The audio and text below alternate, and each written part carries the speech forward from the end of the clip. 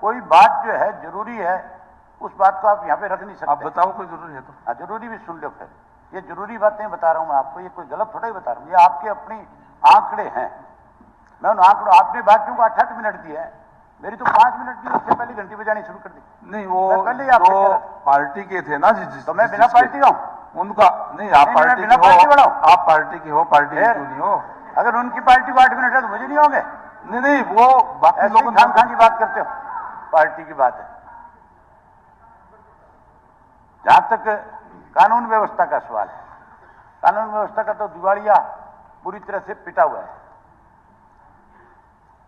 जिस तरह से एक एक्स-एमएलए लेकर हमारी पार्टी के प्रधान का मर्डर हुआ, अभी उस पर एक चर्चा हो रही थी, लॉरेंस बिश्नोई गैंग का नाम लिया जा रहा था और एक सदस्य जो है भाजपा का इस बात पे ऑब्जेक्शन कर रहा था कि बिश्नोई का नाम ना लिया जाए, और दूसरी तरफ से भी इस तरह की बात कही जा रही थी।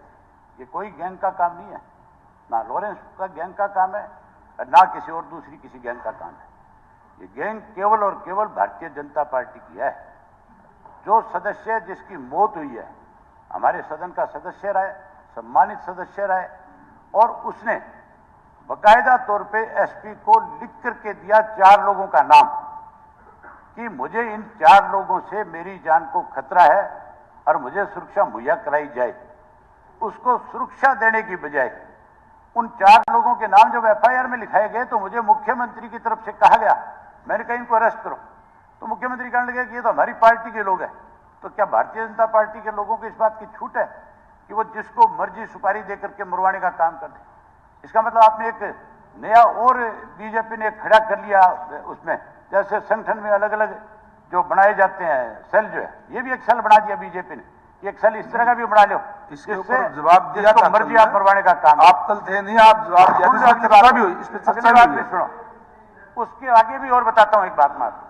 मुझे खुद को थ्रेट दी गई और मैंने जो है मेरे पीए ने जाकर के जींद के पुलिस स्टेशन के अंदर एफआईआर लॉन्च कराई थी। एफआईआर लॉन्च होने के बाद मुझे 2 दिन तक सिक्योरिटी बढ़ाई गई और 2 दिन के बाद मेरी सिक्योरिटी विड्रा कर ली गई। चलो सिक्योरिटी विड्रा करो बढ़ाओ, ये तुम्हारा काम है, ये तुम्हारी जिम्मेदारी है, ये तुमने देखना है। लेकिन उसके बावजूद मैं मोहम्मद मिनिस्टर साहब आपसे ये पूछना चाहता हूं कि मैंने जो दरखास्त लगाई थी, मेरे पीए ने जाकर के दी थी, अब तक उस पर आपने क्या कार्रवाई करी है? कोई आपके पास उस चीज का जवाब है? अब तक उसमें कहां तक तुम्हारी पुलिस पहुंची है, क्या क्या तुमने इस पर कार्रवाई करी है? मुझे आज तक कोई भी इंफॉर्मेशन आपकी तरफ से क्यों नहीं आई?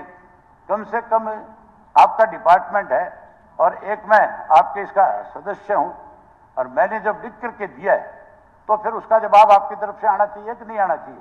क्या ये भी बारी बारी आपसे हमें पूछना पड़ेगा कि किस किस व्यक्ति को थ्रेट दी गई, बाकी जिन सदस्यों को थ्रेट दी गई थी उनके बारे में क्या क्या जानकारियां हैं आपने उपलब्ध कराई कि नहीं कराई? मैं मेरे बारे में पूछना चाहता हूं कि मुझे इस चीज की जानकारी दी जाए और आज ही हाउस में बताया जाए कि आपकी सरकार ने पिछले 8 महीने में मेरी दरखास्त देने के बाद क्या कार्रवाई करी है। उसके अलावा एक और बड़ी महत्वपूर्ण बात है जो बहुत जरूरी है इस हाउस में बताने की, यहाँ पे किस तरह से रोजाना नए नए माफिया खड़े किए जाते हैं। अब एक नया माफिया और खड़ा हो रहा है आपके यहाँ पे। पहले शराब का एक माफिया बनाया गया था जो चोरी करता था, जो आपके